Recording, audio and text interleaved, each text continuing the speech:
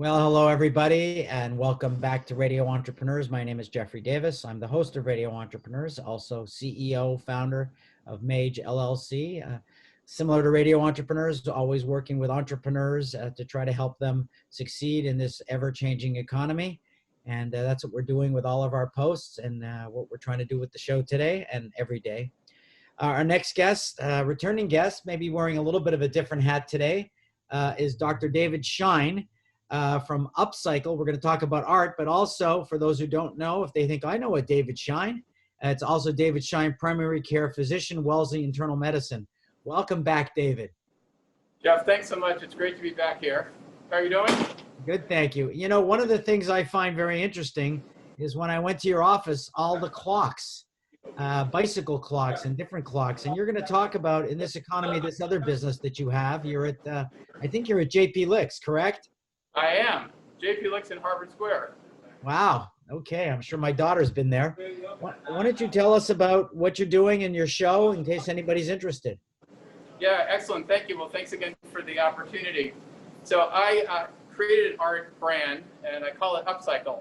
And Upcycle is really about two things primarily. So one is creating art that's both visually appealing, and a lot of it is functional. It represents clocks and tables. Some of it is just art for the sake of art, but most of it is made out of sort of recycled, or I like to say upcycled parts from old bicycles, discarded bike parts, and discarded automobile parts. And the subtext in this is when you take stuff and upcycle it, it's really making people think about how we can impact the environment by recycling, by reusing stuff, composting, donating, rather than throwing everything away. As you know, we sort of live in a throwaway society, and at the same time, really thinking about everything we can do for the environment. And while each of us can have a limited impact, I think if everyone does a little bit more, the net impact in terms of global warming, trash, etc., actually can be significant. So I really want my art to help people think about what are you doing today that you could recycle instead of throw out, that you could donate instead of throw out, etc. And with that, yeah. Well, can you give us a little view of some of the stuff you have in there? And that is the plan. So this is great. So as you know, with any venture, you want to be able to get publicity to show your products, to get your message out. And JP Licks, the ice cream chain here in Massachusetts, has a visiting artist program, or an artist in residence. And I'm lucky enough to be chosen as the visiting artist here in the Harvard Square store. And my work will be up right now, at least through December of 2020. So I'm going to switch to the front side camera here, and let's see what we have on the wall here at the ice cream store. So I want to start by showing you two of my pendulum clocks here. I call this one In Motion. Right. And let's come over here. And I call this one Lullaby. It's sort of almost the shape of the moon, as well as that rocking motion of the pendulum. And the nice thing about the pendulum clocks, both of these are suspended from chains from old bicycles, is how it really captures that motion that you see when when you think about a bicycle and how that conveys motion. I want to come over here. Yeah. No, keep talking. Sorry. That's all right. So I want to come over here and highlight this clock. So this clock is one of the more basic designs. But what we're able to do here is I love capturing the writing. So here, as you can see way at the top, the full speed ahead, and the contrast between the black and the silver. All of my clocks that I mount on frames, they're all reclaimed lumber. And this, even though it looks very silvery, is actually a highly painted reclaimed lumber. And I lost count, but I probably painted it 5 or 6 times to get that really sort of high silver sheen. But a lot of the clocks, I do maintain that, sort of wooden appearance, and they're very imperfect because they've all been reclaimed. So this is my full speed ahead clock. This is one of my favorites here in the collection. I call this one Tenedor. I also have, so I've actually been fortunate enough to have a display right now at the Charles River Museum of Industry and Innovation in Waltham. And unfortunately, the museum is closed right now due to the coronavirus pandemic. But I did create a series of YouTube videos highlighting the work there. And the link should be at the bottom that we're sharing with the video.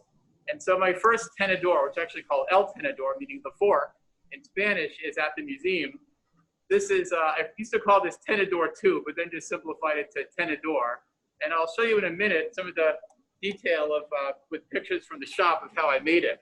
But I really like the way I sort of captured that, Pinarello brand, and just used multiple components, including the large gear, the small gear. There's actually, as you can see, the tip of the hands are actually pieces of chain. And of course, it's just a beautiful fork that, unfortunately for the owner, had been damaged in probably a crash of some sort. All of these parts came from the junkyard, or basically from the junk pile at certain bicycle stores. I created this clock here. This is actually intended to be a desk-mounted clock. As you can see, there's a frame, as a sort of a stand on the bottom. But for the JP Licks exhibit, I was able to mount it also on a frame. And let me get up close. And in lieu of using ordinary hands, I've used the bicycle gear. So here you see a gear in the background for the hour hand. And the front for the minute hand is actually a spacer from a rear gear set. And it looks like an old-fashioned desk fan. A little bit. It sort of has some very, very industrial appeal. It's, I'd say, a little more challenging for sure to tell time on it. But, listen, this is art. We're not sending the SpaceX shuttle with these clocks. The last I want to show is, so I also have a series, and they're not clocks, they're just sculptures, and I call these series Tower. And I've actually taken all the cogs in a single rear gear and stacked them together, and I'll get up close. And, one nice thing is sort of how here, especially in the ice cream store, the light really creates a nice shadow. And every piece with a different orientation just sort of captures the light ever slightly differently to create the overall visual appearance of this piece. And so that's what we've got here on the wall at the JP Licks ice cream store in Harvard Square. And I want to give a shout out to Mario there in the back, who's getting the store ready for doling out ice cream today. And by the way, really good cold brew coffee. So two things. One, if somebody has an old bike and they're interested in a clock, they just have to contact you, correct? Yes. So the link should be below, but it's upcycle.space. And, or you could just email me at david@upcycle.space. And yeah, I mean, if you want to, anyone who wants to get work with me and some bike parts, maybe you've done something special. A few years ago, I did the PMC, and you do a ride like that, and you need your bike upgraded, and you need a new gear set or something, and you replace the chain. We absolutely can sort of commemorate that by turning the components that get replaced into whether it's a clock or a sculpture or maybe even something innovative that I haven't yet thought of that we could think of together.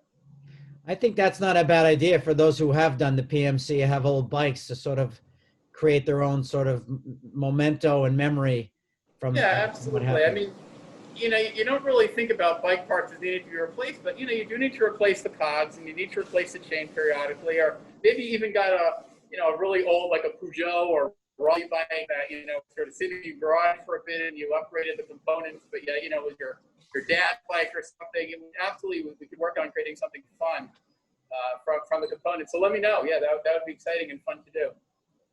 But I also just wanted to show, yeah.